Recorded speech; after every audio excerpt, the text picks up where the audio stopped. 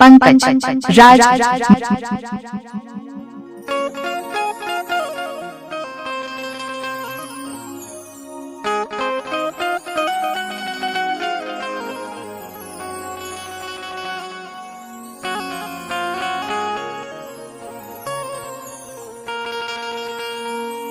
जब नवमी में घरे यही बनाता पाछे आइला से का फायदा।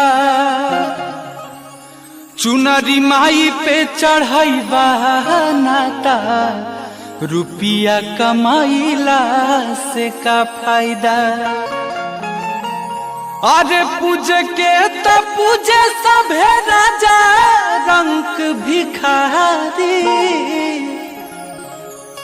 कि मनावा भक्ति में रमाइबा नाता जिंदगी सही बिताइला से का फायदा।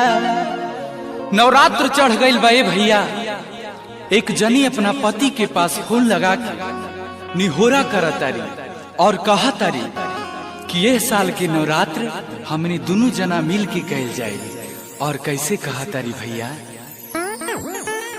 आई गइल नवरात करे के पूजा पाठ असो दुनहु परानी भूखल जाई साथे साथ। आई गइल नवरात करे के पूजा पाठ असो दुनहु परानी भूखल जाई साथे साथ। मरा अमर आजकल करही में कुबेर होई हो गाड़ी दिल्ली से धोके घरे आजा वाला ना त पूजा में देर होई हो। गाड़ी दिल्ली से धोके घरे आजा वाला ना त पूजा में देर होई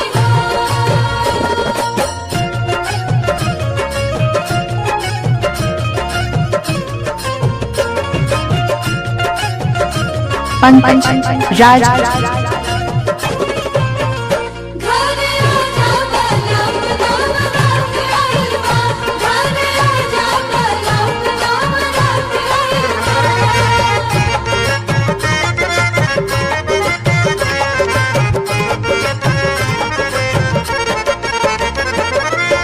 बाहर से कीन लाइब कीमती चुनारिया जोड़ा जोड़ा कलसा और चौमुखी दिया दिया।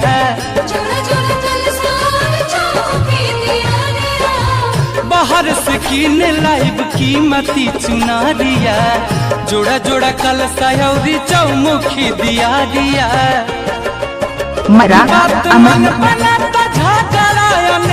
होई हो गाड़ी दिल्ली से धोके घरे आजा सजन ना त पूजा में देर होई हो।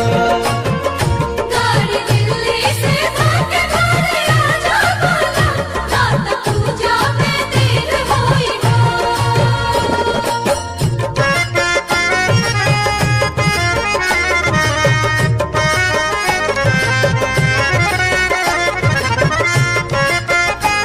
मरा अमर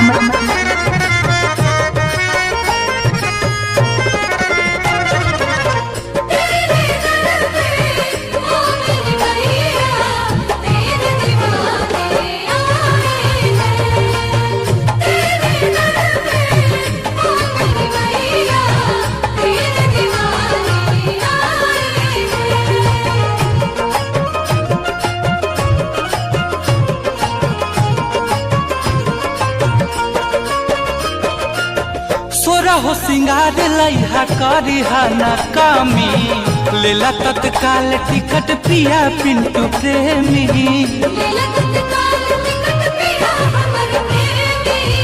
सोरा हो सिंगार लइहा करिहा ना कामी लेला तत्काल टिकट पिया पिंटू प्रेमी।